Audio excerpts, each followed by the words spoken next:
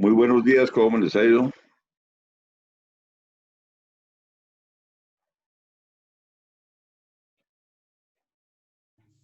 Buenos días.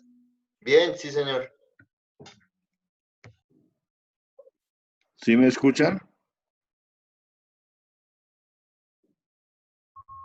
Sí, Sí, señor. señor. Yo sí. Bueno, muy bien. Eh, entonces, creo que hay unas personas que no estuvieron el día jueves en nuestro encuentro y hay otros que sí. Les voy a leer la lista de las personas que ven la asignatura conmigo. Entonces, del curso de electricidad, de la tecnología en electricidad, los que están inscritos conmigo en el CIRA es Diego Orlando Espinosa. ¿Sí está? Eche la misma lista de una vez. No, pero ya le dije que se conectara. Dice, entonces lo que llegue me dice porque aquí le coloco falla. Eduardo Alexander Hernández, tampoco, Tampoco, pero ya les avisé. pero ya les aviso. Debe ser porque está lloviendo que no han podido entrar. De pronto se mojan. Diego Alejandro Rodríguez, Esto yo. listo. Valentín Rubio Suárez, ¿ya le avisó? No, él no está conmigo, no sé quién es. Oscar Ancísar Tobón, Él sí. ¿ya también le avisó? Sí. Bueno, de todas maneras que a lo que llegue me avise porque si no queda con falta. Del curso de la tecnología en máquinas y herramientas. Entonces, Luis Eugenio Amaya. No está, profe, él no se puede conectar hoy, ¿Y eso qué pasó? que está trabajando. Listo. Cristian Dubán Castiblanco. Ya le informo a ver si se conecta. La lluvia no nos deja llegar a clases. Mildred Jimena Martínez.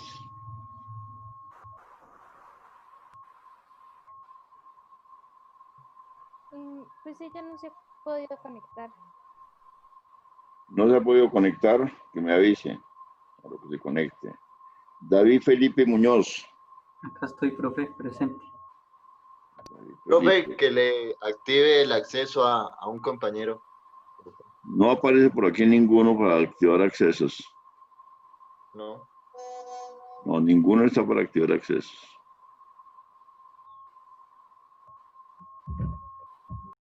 Hay para silenciarlos, pero para activar no.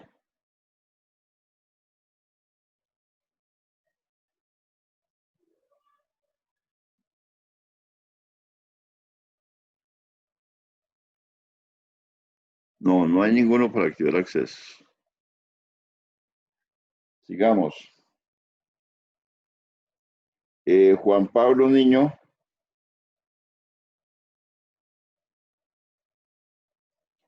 José Luis Rodríguez.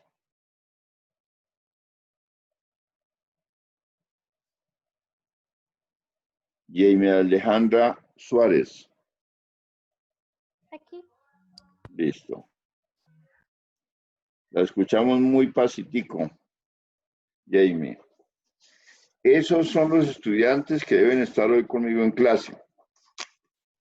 ¿Hay alguien que esté en clase y no haya leído?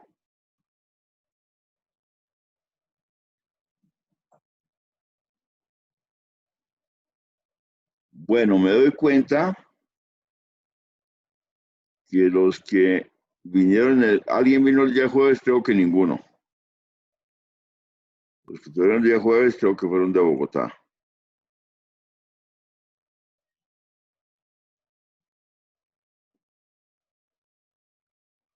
Bueno, entonces, vamos a repetir información importante. A ver qué es el lápiz ahora. Pero no, no, aquí está. La información importante es la siguiente. Ya Diego quedó activado. Diego Espinosa.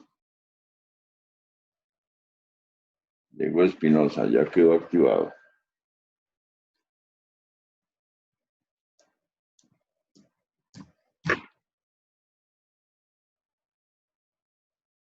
Listo.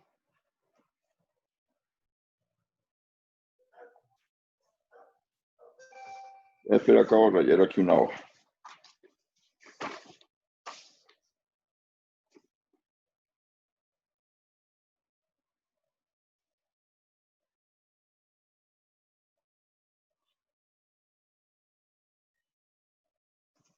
Veo que aquí nada más de los que llamé a lista hay 4. Ah, mira, llegó otro. Alexander Munevar. Munevar.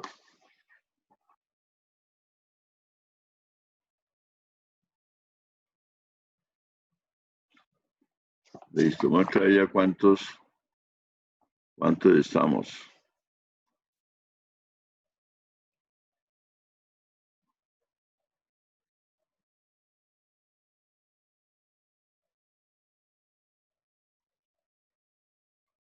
Y salimos de esta. A ver, debemos estar 5 y solamente aquí tengo 3 o 5. Perfecto.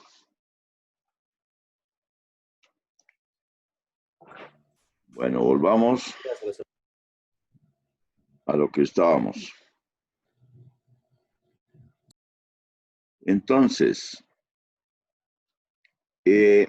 para su información, como ustedes saben que esta pandemia nos ha puesto a nosotros en una situación un poco complicada, y no es solamente la UPTC, es a nivel general. Es a nivel general que nos ha puesto un poco como complicado, porque si bien es cierto que nosotros queremos de cierta medida hacer clases presenciales y todo eso, bueno, se puso a jugar esta cosa. Es un poco improbable que en el corto plazo, volvamos a la actividad presencial. Sin embargo, ustedes deben entender que nosotros estamos en una modalidad realmente semipresencial con apoyo virtual. Es decir, que nos apuntamos más a la virtualidad que a la presencialidad. En el modelo de educación que ustedes escogieron, hay más virtualidad que presencialidad. La presencialidad solamente son los días sábados. Y ustedes saben que eso es unas tutorías que de hace unos años para acá la hemos tomado como si fueran unas clases, pero la cosa no es así. La cosa son tutorías, pero nosotros no nos ha interesado mucho volver los tutorías, sino más bien tratar de ayudarles a ustedes. Con esto que les digo, que van a haber unos encuentros, vamos a tener nosotros unos encuentros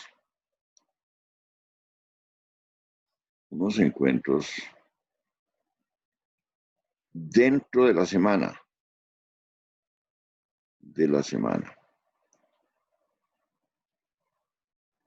Es decir, que es probable que vayan de lunes a viernes, en las horas de la noche. Las horas de la noche.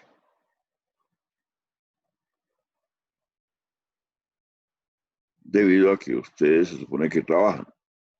Y en las horas de la noche, entonces se ha escogido un horario que se inicia con esos encuentros. Hay un inicio a las 6 p.m. y más o menos se podría estar terminando 10 p.m. Pero es que los encuentros no son de 1 hora, de hora y media, ni nada de eso. Esos encuentros tienen una duración de 35 minutos. La idea es que con estos encuentros semanales, que hasta ahora está programado solamente un encuentro para cada materia, se desarrolle temática. se desarrolle la temática.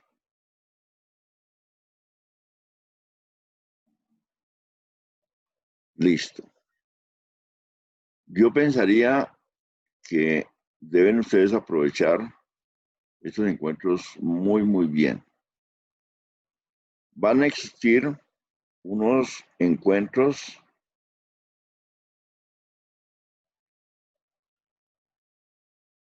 los días sábados. Los días sábados. Estos encuentros los días sábados son de 1:30. Son de 90 minutos de clase. La idea es que los días sábados nosotros no nos dediquemos tanto al desarrollo de la temática, sino más bien el día sábado nos dediquemos a aplicaciones, a hacer aplicaciones. Esa es como la idea que se tiene.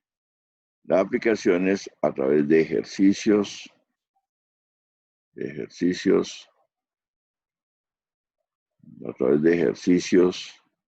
y demás temas que se necesiten para aplicaciones. Para con eso la materia queda más entendida.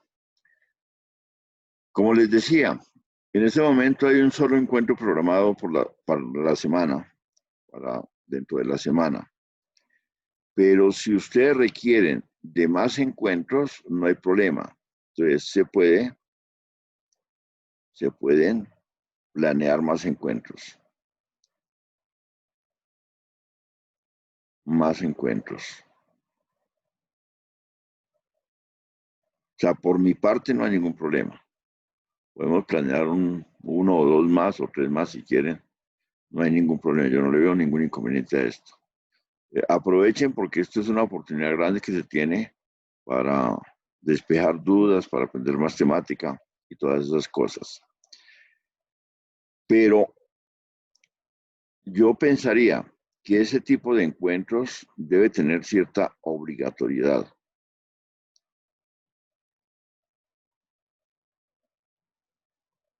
No es que, digamos, a nosotros nos falta un encuentro que nos haga usted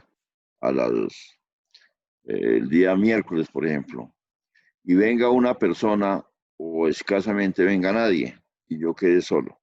Dejo muchas veces de darle a otra asignatura el encuentro para dárselo a ustedes para que no venga nadie. O sea, esto debe tener cierta obligatoriedad porque la educación funciona de esa manera. Los encuentros de los días sábados son obligatorios. Estos son obligatorios. Si hay alguien que la empresa no le da permiso, el día sábado debe comunicarlo a la escuela. Debe necesariamente comunicarlo a la escuela, porque el día sábado es de carácter obligatorio. Ese fue el compromiso que ustedes hicieron con nosotros. Entonces, no hay excusa para que el día sábado, que es que está lloviendo, ya no hay excusa porque ya desde su casa, a no ser que alguna teja tenga un huequito de usted, pues filtrando el agua, pero ya no hay excusa. Que fue que el bus se me varó, tampoco hay excusa. Sí, inclusive ni siquiera que la internet se cayó, pues sí se puede caer de vez en cuando, como me ha pasado a mí varios días. Entonces, estos son obligatorios. Listo. Entonces, eso es lo que tenemos para ayudarlos a ustedes en su materia. Siguiente. Cuestión de calificaciones, de notas, de calificaciones. La metodología para las calificaciones. La metodología es muy sencilla. Entonces, va a existir, yo lo voy a colocar entre comillas, unas calificaciones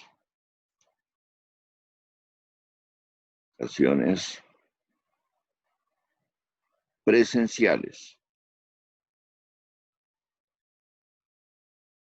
Lo coloco entre comillas porque en este momento la única presencialidad que nosotros podemos hacer es en los encuentros virtuales, que de cierta manera son presenciales porque estamos de manera sincrónica. Es decir, ustedes están allá en este momento y yo estoy aquí en este momento y podemos activar nuestras cámaras y nos podemos ver y echar un tris de paja, hablar del tiempo y todas las cosas. O sea, esto es como si fuera una presencialidad. Estas calificaciones presenciales las vamos a obtener los días sábados. Los días sábados. Si la escuela, si la facultad, por algún momento llega a decir que los encuentros semanales deben ser obligatorios, entonces también se obtendrán dentro de semana, pero por este momento los encuentros dentro de la semana son medianamente obligatorios, pero los de los días sábados son obligatorios. ¿Cómo se obtienen estos los días sábados? Entonces se obtienen, puede ser a través de quizzes que se hacen dentro de la clase, se hacen dentro de la hora y media de clases. Puede ser a través de hacer talleres,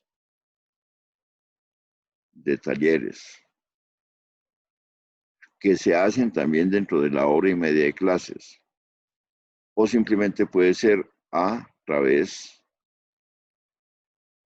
de preguntas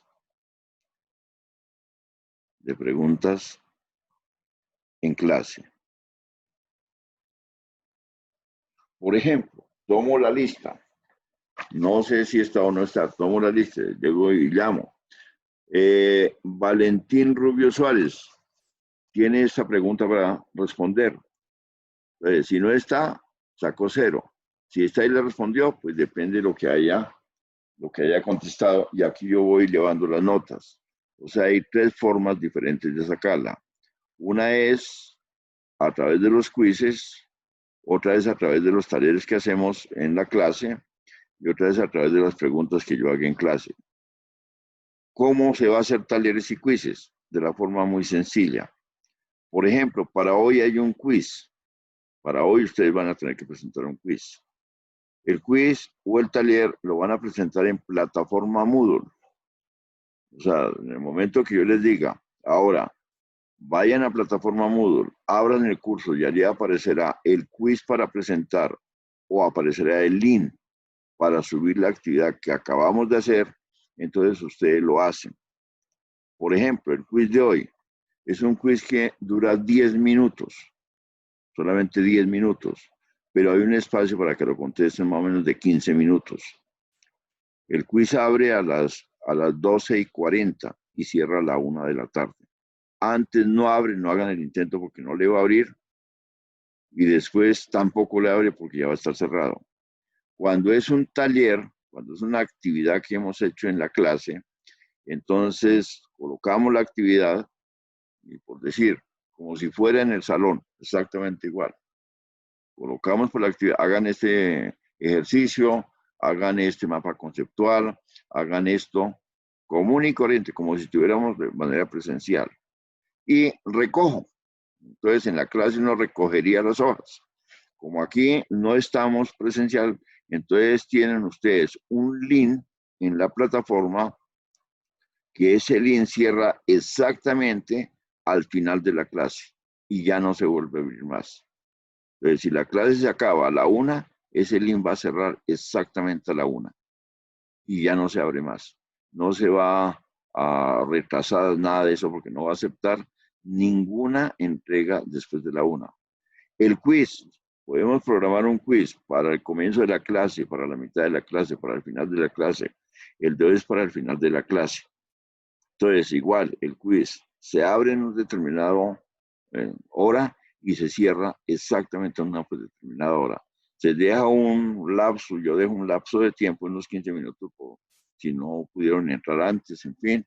Es más, antes de las 40, acabamos la clase para que ustedes fácilmente hagan su quiz, como si fueran a sacar la hojita, a marcar y toda esa cosa. Exactamente igual. Entonces, esa es la forma como vamos a sacar las calificaciones. Una es como si fuera la presencialidad. Esto tiene un valor de 30% sobre la nota definitiva. Sería una parte A. Una parte B. Entonces, la parte B sencillamente es plataforma. Plataforma. Va a existir por lo menos una actividad que se va a llamar A1. Por lo menos una.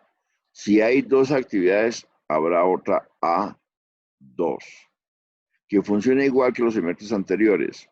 Posiblemente abrió un lunes, abrió un martes y cierra por ahí el sábado. O sea, van a tener tiempo suficiente. La visibilidad de la actividad, del cuestionario, de la guía, la tienen desde el momento que se abre la unidad.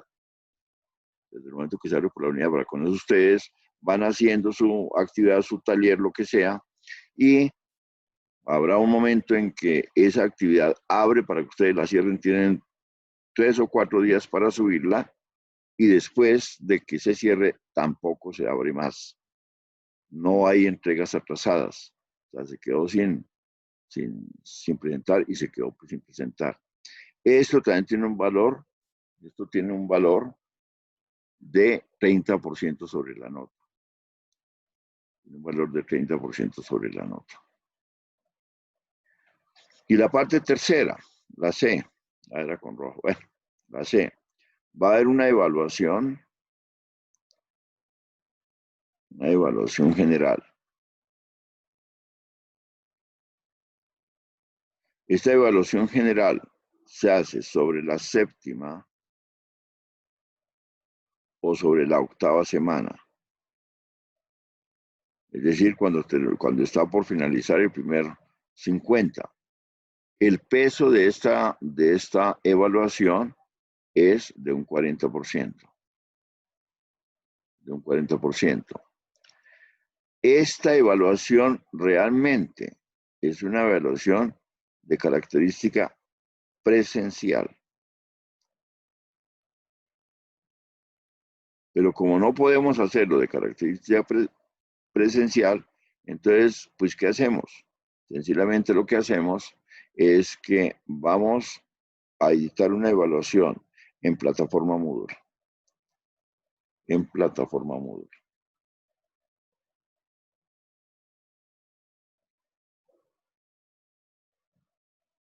Es decir, en el curso, donde ustedes la van a contestar dentro de la hora y media de clases. Fíjese, presencial. Entonces se hará exactamente en el horario de clases un día sábado, ya sea en la semana 7 o en la semana 8. Esta es una forma de hacerlo bajo la plataforma Moodle. La otra forma de hacerlo es con evaluación por competencias.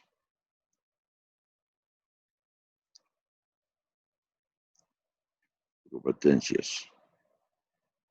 Y esta es que a ustedes desde la clase, si la clase inicia, por ejemplo, a las 11:30, entonces a las 11:30 se dicta el primer punto, se les dan las instrucciones, se deja un tiempo para que lo contesten, se dicta el segundo punto, se dan las instrucciones, se da un tiempo para que lo contesten, y así hasta terminar todo el cuestionario. Sí, todo. Entonces, en el momento que ya se termine todo el cuestionario, pues ya uno pues les dice, suban eso a tal parte. ¿Quedó claro la forma de que vamos como a trabajar? Sí, señor.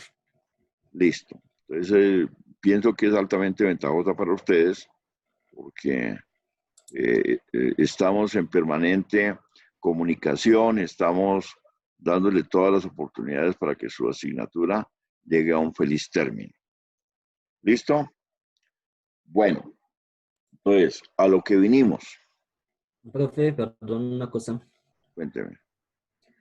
Es que era ver si había alguna posibilidad de que los links de ingreso nos los enviara al correo, porque es que, digamos, en mi caso, hace un momento la plataforma no me quería cargar y por eso, pues, entré tarde a la clase. Bueno, pues hay un pequeño inconveniente, muy pequeño. Yo no vería tanto inconveniente en eso, sino me tocaría coger correo por correo para enviarles a ustedes. La otra sería hacer un paquete de los de física eléctrica en sus correos, para con eso yo armo un solo correo para enviarlos. Pero la manera oficial oficial de entrar es a través de la plataforma. Porque es la única evidencia que yo tengo, para decir que la clase se dictó. Primero se citó y después se dictó. Bueno, pero esta clase está siendo grabada. Otra cosita, no voy a subir grabaciones de las clases a YouTube, porque es una obligación que ustedes estén en clase. Es una obligación total. Y esto es una clase común y corriente en la cual ustedes tienen que estar poniendo cuidado y tomar apuntes. Una clase común y silvestre. Esto no es otro medio, sino una clase común y corriente. Pero entonces hagamos lo siguiente para todos. Y lo puedo replicar, correo y plataforma. ¿Sí? Entonces envíenme su correo diciendo que son estudiantes de física eléctrica y colocan la carrera. Mi correo es, ustedes ya lo saben, edie.gamba@uptc.edu.co. Entonces envíen un correo a este correo diciendo asunto, en el asunto, estudiante física eléctrica. Y en el contenido, ya en el mensaje, en el contenido, sencillamente colocan estudiante física eléctrica, tecnología en electricidad o tecnología en máquinas y herramientas. Dependiendo del caso. Si es de electricidad, pues coloca esta. Si es de máquinas y herramientas, coloca esta. Para con eso yo hago el grupo para cuando vaya a enviar la invitación, entonces la envío a través de plataforma y la envío a través del correo.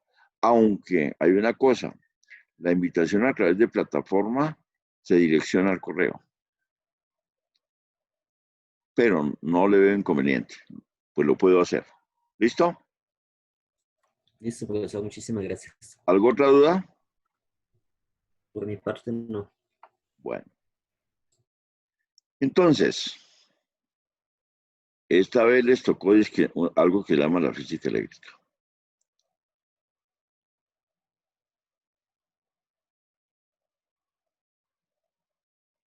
¿Qué es física eléctrica? A ver, ¿quién me colabora? Y empezamos a hablar de físicas eléctricas y toda cosa. De a uno, no todos al tiempo. Porque si no escuchan, es que no está hablando ninguno. Entonces, la física eléctrica es una física que se encarga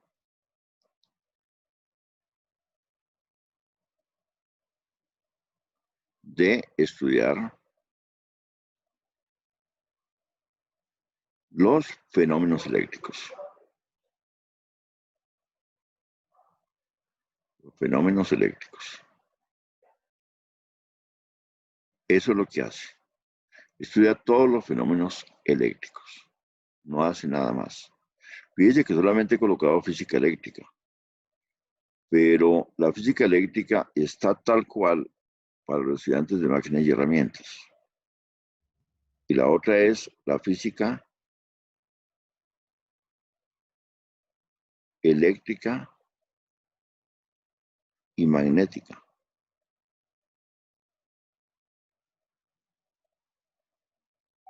O también se llama física electromagnética.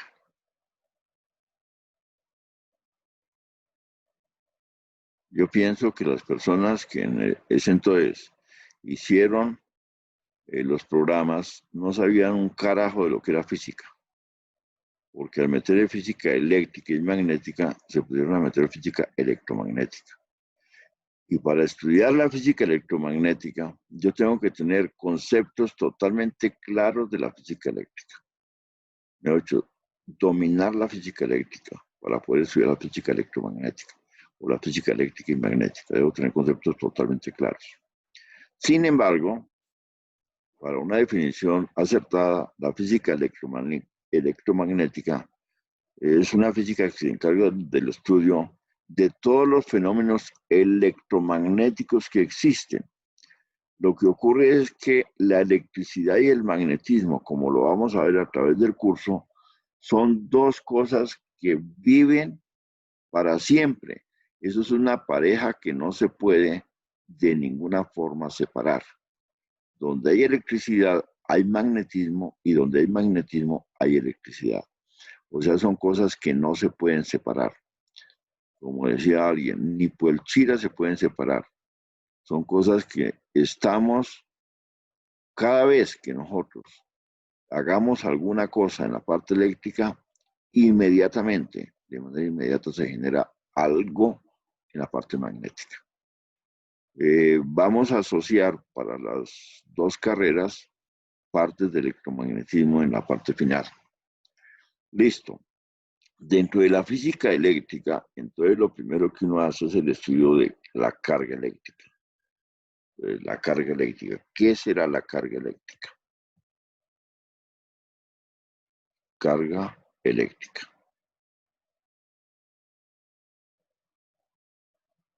¿Qué será esto? Y como dicen, ¿cómo se come? ¿Para qué sirve?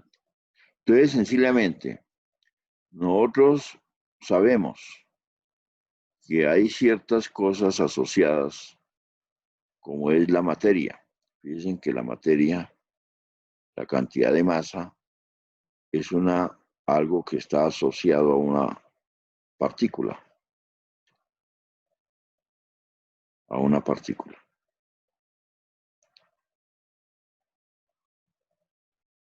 Otra cosa que está asociado a cualquier fenómeno natural es, por ejemplo, la longitud. Otra cosa es el tiempo. Y si nosotros tomamos la masa y la colocamos con las longitudes, hay algo que se llama la densidad, la cual es una propiedad intrínseca de la materia, que sencillamente es la relación entre la cantidad de masa sobre la cantidad de volumen que tiene una partícula. Pues de esa misma forma, como la materia, ¿qué es la materia? Entonces, la materia está compuesta ¿de qué? La materia. Átomos. Exacto. La materia la componen los átomos. La componen los átomos. La unión de los átomos me da las moléculas. Entonces, como está compuesta de átomos, estos átomos están compuestos de varias, no vayamos a la parte final, sino a lo que era en 1905. Un átomo que tenía. ¿Qué tenía? Protones Electrones, Electrones, protones, neutrones. y neutrones. electrones y neutrones. Y estos protones y neutrones, estos de acá, los protones y los neutrones, están en el centro del átomo, están en el centro. Y en la periferia están los electrones, como lo de Bohr. Entonces, se dice que el mismo número de electrones de protones hacen que ese átomo sea eléctricamente neutro. Y si se tienen protones, electrones y neutrones, eso me da el número másico, que se utiliza mucho en química. Entonces, cuando yo tengo más protones que electrones, pues el átomo está cargado eléctricamente positivo, porque tiene más protones. Cuando tiene más electrones que protones, el átomo está cargado eléctricamente negativo. Entonces, fíjese que ya estamos hablando de cosas eléctricas. Entonces, la carga eléctrica no es otra cosa que estos protones y estos electrones. No es más. Entonces, si cada vez que yo hable de carga eléctrica, cada vez que nosotros hablemos de carga eléctrica, pues estamos hablando de que hay otro elemento asociado a la materia, fuera de su masa, de su longitud, de su tiempo, que se llama carga eléctrica.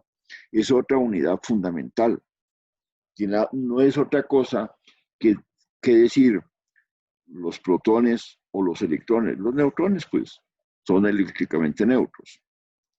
Los electrones se le consideran eléctricamente negativos y los protones se le consideran eléctricamente positivos. Entonces, esa carga eléctrica está asociada a esas dos partículas, protones y electrones. Y se tiene que la carga eléctrica hay que medirla. Y la unidad para medir la carga eléctrica se llama el coulomb. Coulomb. En honor a Charles Coulomb, que fue el que dio la ley de las fuerzas. Listo. Entonces, ¿qué sucede con estos protones y estos electrones? Cuando nosotros tenemos partículas del mismo signo y las unimos, pues ellas se repelen. Y cuando tenemos partículas de signos contrarios, al acercarlas, pues se atraen. Entonces, aquí aparece una repulsión o una atracción. La repulsión, partículas del mismo signo, eso es la repulsión, y la atracción, partículas de signos diferentes, la atracción. Listo. Entonces, la carga eléctrica es más o menos igual para el electrón. Para el electrón, borremos este pedacito. Para el electrón, entonces, para el electrón es igual a menos 1.62 por 10 a la menos 19 coulomb. A la menos 19 coulomb. Coulomb se coloca con una C. Acuerden que la masa que tiene el electrón, la masa del electrón, generalmente el electrón se coloca una E con un menos encima. Electrón es de 9.1, ¿qué más será? Un 0, y hasta ahí llegué porque se me olvidó el resto, por 10 a la menos 31 kilogramos. O sea, es supremamente pequeña esa masa, muy pequeña. Y la carga, esta es la del electrón. Y la carga que se le asocia al protón, muchas veces el protón se coloca con una E más, yo lo coloco con una P para que no hayan problemas de identidad, es más 1.62 por 10 a la menos 19 coulomb. Acuerden que la masa del protón es igual, esa sí es un poco grande, eso es 1.67. 1.67 por 10 a la menos 27 kilogramos. Es un orden bastante grande porque si ustedes comparan estos dos exponentes a la menos 31 a la menos 27, entre 27 y 31 hay bastante terreno. Por eso es que el protón se va al centro del átomo, porque es mucho más pesado, muchísimo más pesado. Y muchísimo es muchísimo. Es del orden, mire, 27, 28, 29, 30 y 31, de 4 órdenes. Eso es una inmensidad. Entonces, cada vez que hablemos de carga eléctrica, hablamos de estas cargas eléctricas. De 1. Ya un momentico, señores. De 1.60.2 por 10 a la menos 19. Para el electrón es negativa y para el protón es positiva. Tengan en cuenta estas masas porque las vamos a usar más adelante. Entonces, una carga eléctrica, pues la da en pocas palabras el movimiento de los electrones y protones. Pero entonces, ¿cómo es que se produce realmente la electricidad? Para nosotros hablar de cargas eléctricas. Entonces, la parte de electricidad, mire, también podríamos, antes de pasar a la electricidad, decir que la carga eléctrica es igual a N por E. donde es electrones, el 1 punto, pues como 60. Esto se llama la ley de cuantización, de cuantización de la carga. N es un entero positivo. Es un entero positivo. Entonces, no hay cargas pequeñas, no hay media carga, no hay 1.60 dividido en 2, dividido en 3, dividido en 4. No, señor. Hay cargas completas. Y eso se llama cuantización. Entonces, yo puedo tener 2 cargas, puedo tener 3 cargas, puedo tener 4 cargas, pero no puedo tener media carga. Ni siquiera cuando dividimos el electrón, ni siquiera eso, que al dividir el electrón me dio partículas mucho más pequeñas y pensábamos que esa carga, una partícula mucho más pequeña, era, pues, por ende, mucho más pequeña. Pues se vio que no, que esas partículas, los quarks, tenían cargas completas, totalmente completas. O sea, de 1.60 o de menos 1.60 por 10 a la menos 19. Tenían cargas completas. Esto se llama la ley de cuantización de la carga eléctrica. Esto es muy importante, porque me está diciendo a mí que no hay cargas pequeñitas, sino que la carga más pequeña que es esta.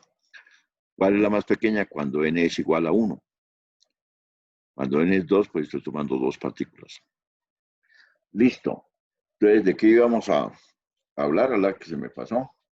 Bueno, de que hay unas partículas, hay unos materiales, mejor, hay como unos materiales que en cierta medida son los encargados como de producir más electricidad o menos electricidad, de poderla transferir, de poderla llevar de un sitio a otro. Entonces, esos materiales se clasifican en materiales conductores,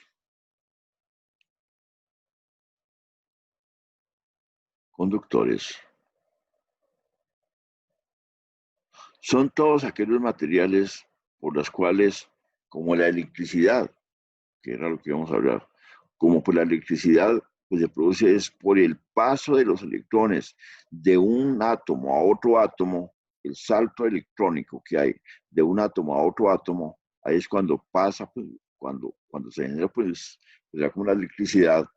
Entonces, hay materiales que el salto de electrones lo permiten que se haga, ya sea porque en su último nivel, en el nivel de conducción, que muchas veces también es llamado nivel de valencia, existen huecos, es decir, el último nivel acepta, por decir, 9 pues, electrones y solamente tiene 7. Entonces me faltan 2. Esos 2 electrones pueden venir de otro átomo para llenar ese hueco. Pero en el momento de que llenan el hueco, desestabilizan el átomo. Y el átomo tiene que volver y sacar pues, electrones porque su carga queda alterada. Entonces su cantidad pues, de carga queda como alterada. Y entonces los vive sacando, entrando, recibiendo y dando, recibiendo y dando. Entonces, eso es lo que se llama la electricidad. Pues la electricidad es nada más, se produce por el viaje de los electrones de átomo en átomo. Entonces hay materiales que ese viaje de electrones los deja pasar muy fácilmente, como es uno de los mejores conductores es el oro. Es un conductor muy bueno. Otro es el aluminio, la plata, el cobre. Y fíjese que todos estos materiales nosotros los utilizamos cuando hacemos cables para conducir pues flujos pues, eléctricos. Pues un cable en oro saldría muy costoso, ¿no? Entonces por eso es que no se hace, pero este es el mejor material que hay. Pero no se preocupen que ustedes cargan oro en su celular. Los circuitos de su celular, los más importantes, están hechos en oro, Por eso hay que reciclarlos para que las empresas ganen más plata, llevárselos allá, para que vuelvan y saquen ese orito que hay metido entre los circuitos y vuelvan y generen otros, pues otros circuitos. Este oro de los circuitos, desde hace un tiempo para acá, se ha venido quitando y se ha utilizado un material que es más costoso que el oro, es el coltán. Otro que es muy bueno es la plata. La plata es un conductor excelentísimo. Otro en su orden es el cobre, el aluminio también. Casi aluminio y cobre tienen la misma, un poquito más el cobre. Por eso es que la mayor parte de alambres que nosotros tenemos es en cobre, que teníamos. Porque ahora por el robo de cobre, entonces están haciendo pues aleaciones con aluminio y con antimonio, para que no haya tanto robo. No conduce lo mismo, pero hay materiales que inclusive esas combinaciones, esas mezclas han dado mejores conductores que se acercan mucho al oro. Hay unos materiales que se llaman semiconductores, que tienen la propiedad de permitir el paso de los electrones, pero frenados, muy poco, como que lo frenan, dejan pasar tal cual, tal cual. Por decir una cifra, habrán materiales que de cada 100 electrones dejan pasar 3, dejan pasar 5, dejan pasar 10, dejan pasar muy pocos. Por eso se llaman semiconductores. Uno de los que hay es el germanio y otro de los buenos es el silicio. Y estos dos materiales se utilizan mucho tanto para hacer resistencias como para hacer diodos.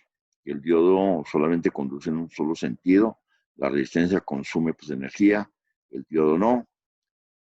Ya hay otros semiconductores, como es, por ejemplo, la madera húmeda. La madera húmeda. Porque al humedecer la madera, hay componentes que hay dentro de la madera que se comportan como germanio, como silicio y permiten cierto paso pues, de electrones. Es muy difícil trabajar pues, con madera húmeda porque uno no sabe hasta cuándo va a ser un buen pues, semiconductor, porque muchas veces los materiales, los componentes que la madera tiene, eh, están llenos de sales y la hacen altamente conductora. Igual, nosotros podemos tomar un plástico, cualquier plástico, y someterlo a altas temperaturas, a altas temperaturas. Y este material, dependiendo del nivel de temperatura alto, me puede quedar un semiconductor o en un perfecto conductor, perfectísimo pues, conductor. Y hay unos materiales que básicamente no dejan pasar nada, son totalmente aislantes.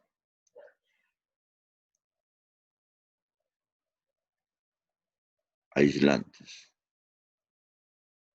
Estos no dejan pasar absolutamente nada. Su estructura molecular no permite que hayan saltos electrónicos, no permite que los electrones viajen. El caso del plástico en condiciones normales, el corcho, la madera totalmente seca y muchos más. Entonces, así clasificamos nosotros los materiales cuando vayamos a ver qué es lo que necesitamos nosotros como, pues, como trabajar. Bueno, entonces, ¿qué hora es? 12:25. Porque tienen que presentar su quiz. Pero ya casi. Entonces, ya vimos nosotros esos materiales. Ahora miremos por lo siguiente. Nosotros podemos hacer ionizaciones.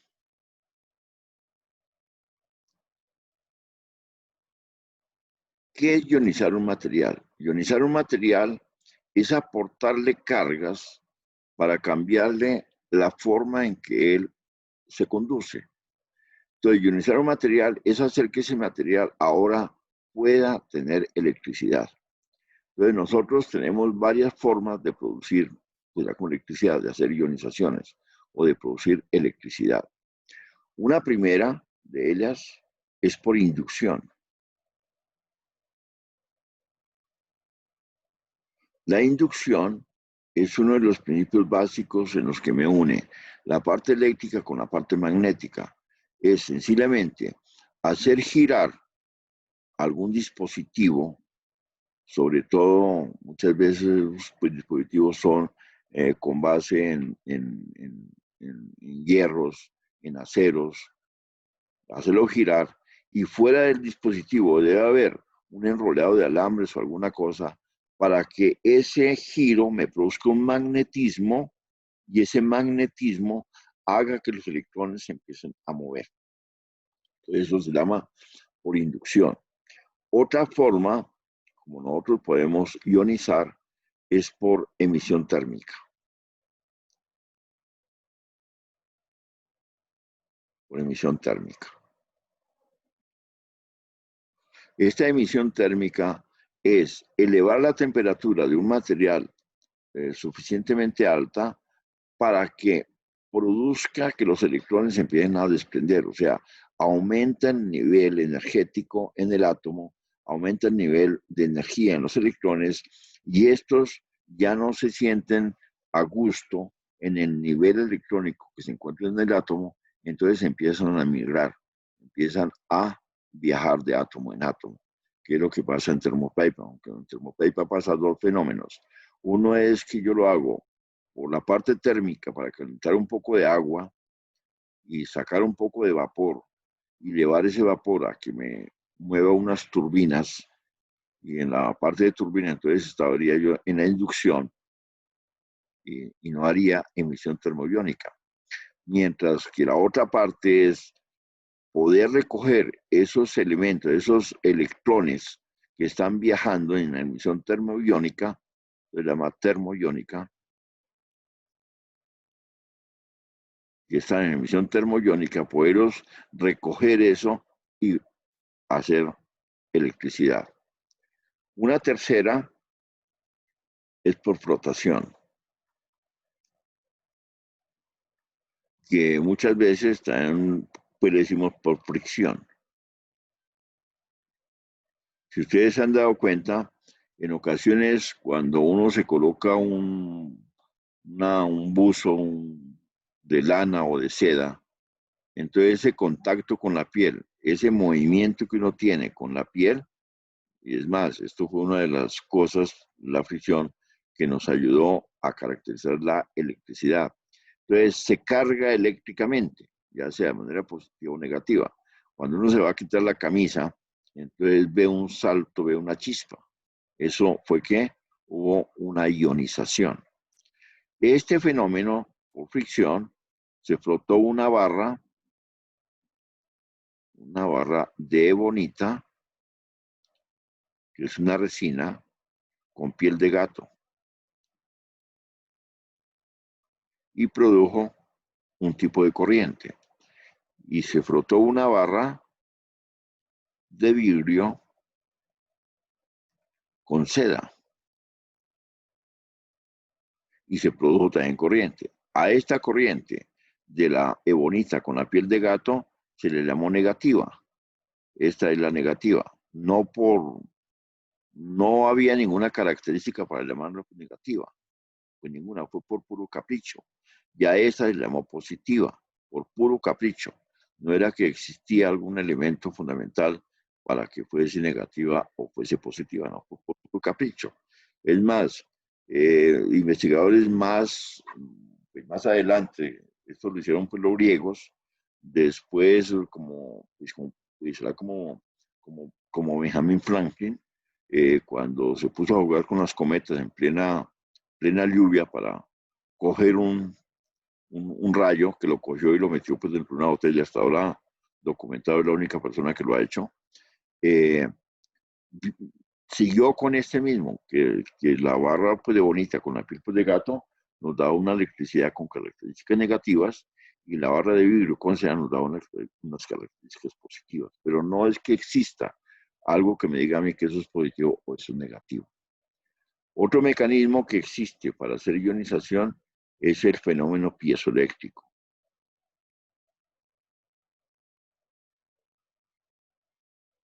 Piezoeléctrico. Este fenómeno piezoeléctrico sencillamente es que hay ciertos materiales que al someterlos a presión, entonces generan electricidad. Uno de los más comunes es el cuarzo. De ahí relojes de cuarzo. El cuarzo es un elemento que hay casi en todas partes pues, del mundo. Aquí en Colombia, donde más hay, es en La Guajira y en Villa de Leyva. Hay muchísimo cuarzo. Otra forma para hacer ionización es a través del fenómeno fotoeléctrico. Este fenómeno fotoeléctrico fue el que le dio el premio Nobel a Albert Einstein. La pregunta que él básicamente se hizo es ¿por qué yo veo las cosas? Entonces él lo que dedujo es que él veía las cosas porque la luz incidía sobre las cosas y éstas cogían, absorbían todas las frecuencias de onda que estaban compuestas los elementos y dejaban escapar las frecuencias de onda que no tenían los elementos. O sea, si yo estoy viendo a alguien que tiene un buzo de color rojo, ese buzo físicamente no es rojo. Lo que pasa es que el rojo es el color que no tiene. Tiene todos los demás colores menos el color. Pero además de eso, al incidir un fotón sobre alguna parte, entonces genera una ionización, genera una producción de electricidad. Genera una producción de electricidad. Y hay otros fenómenos como un sexto, la parte química, que allí nosotros tenemos las baterías, que las baterías básicamente, las baterías húmedas, pues básicamente es una plaqueta de cobre, una plaqueta de plomo, bueno, una de cobre, cobre. Y ahora viene una de plomo, plomo y plomo. ¿Y qué ocurre? Que estas plaquetas están suspendidas sobre un líquido que generalmente es ácido sulfúrico. Entonces, H2SO4, como que es SO4. Y están sobre ácido sulfúrico. Entonces, lo que pasa es que el cobre empieza a desprender, tomemos esta, el cobre empieza a desprender electrones y empiezan estos a viajar hacia la plaqueta de plomo. Entonces, hay desprendimiento de electrones. Hay un viaje de electrones del cobre al plomo. Por eso es que en las baterías de los carros se acaba es las plaquetas de cobre, las de plomo no. Entonces, una batería que ya esté dañada es que sus plaquetas de cobre, pues ya no existen. Ya realmente se han pulverizado. ¿Pero por qué? Por el viaje electrónico. Y el viaje lo hacen a través del ácido sulfúrico. Entonces, esto sería por una acción química que se llama ¿cómo se me olvidó el nombre? Bueno, más adelante pues me acuerdo. Entonces, básicamente esas son las formas de ionización. Esto se llama transporte de iones. Transporte de iones. Listo. Bueno. Hay un elemento muy importante que se debe tener pues como presente. Y el elemento importante que se debe tener presente es que todas esas cargas eléctricas, todas esas cargas que yo tenga, ya son las 75, bueno, alcanzamos a dar tal vez menos la fórmula. Todas esas cargas eléctricas que yo tenga, de una carga a otra carga, si aquí hay una carga eléctrica y aquí hay otra carga eléctrica, independiente al signo que tengan, se genera una fuerza. Esa fuerza puede ser de repulsión o de atracción. La repulsión es cuando existen del mismo signo. Y la de atracción es cuando sus signos son diferentes. Pero esa fuerza, Charles Coulomb dijo que la fuerza electrostática, la fuerza eléctrica, era igual a una constante por el producto de las cargas. Carga 1, carga 2, sobre la distancia al cuadrado. Dicen que esta fórmula que hay aquí, esta fórmula que hay aquí es muy parecida, supremamente parecida a la fórmula de Newton. La fórmula de Newton es que la fuerza gravitacional es igual a una constante G, que se llama la constante de gravitación universal, por el producto de las masas sobre la distancia al cuadrado.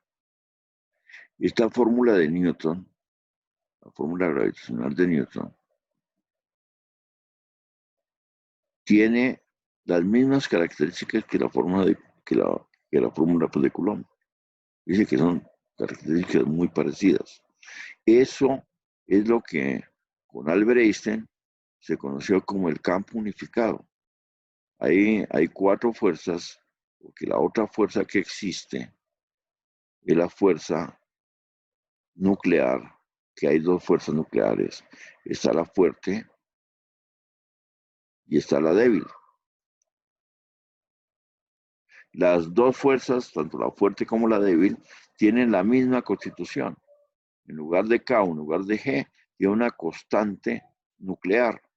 En lugar de Q1 y Q2 o M1 y M2, tiene núcleo 1 y núcleo 2 sobre la distancia al cuadrado. Tienen la misma constitución. Entonces Albert Einstein lo que quería hacer era esas 4 fuerzas tomarlas y hallar una ecuación de una sola ecuación que contuviera las 4 fuerzas fundamentales de la naturaleza. Porque es que la fuerza nuclear fuerte actúa en espacios supremamente pequeños, más pequeños a 10 a la menos 10 Armstrong.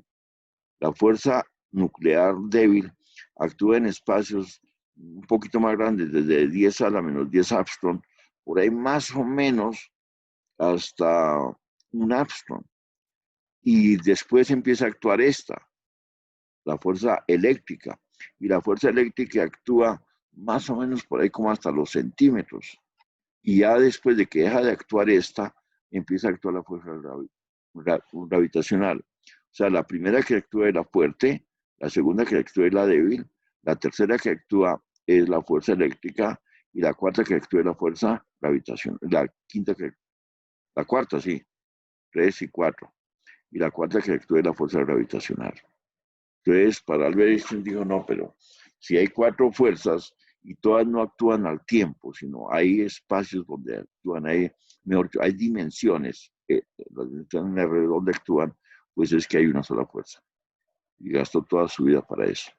Bueno, por hoy vamos a llegar hasta ahí para que tengan tiempo. Entonces, por favor, entren a plataforma y allá hay un parcial que en este momento ya debe estar activo. Entonces entran a la plataforma y contestan ese quiz.